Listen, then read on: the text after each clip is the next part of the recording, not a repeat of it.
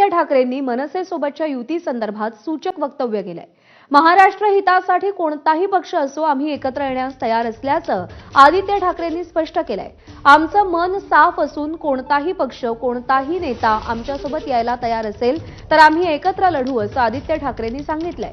त्यामुळे ठाकरेंच्या शिवसेना युतीसाठी आणखी एक पाऊल पुढे आलेली असताना राज ठाकरे कोणता निर्णय घेतात हे पाहणं महत्त्वाचं असेल।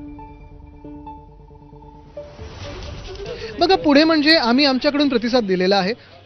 आमची भावना हीच आहे की मराठी माणसासाठी असेल, महाराष्ट्रासाठी असेल, महाराष्ट्राच्या हितासाठी असेल, जर कोणी सोबत यायला तयार असेल तर आम्ही त्यांना सोबत घेऊन महाराष्ट्र हितासाठी लढत राहू।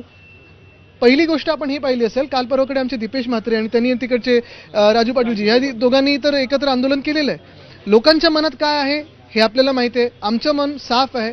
जे कोणी महाराष्ट्र हितासाठी कुठचाही पक्ष असो, कुठचाही नेता असो, आमच्या सोबत यायला तयार आहे। आम्ही महाराष्ट्र हितासाठी एकत्र येऊन लढू। पुण्यातल्या वैष्णवी हगवणे प्रकरणानंतर आता सोलापूरही हादरलंय।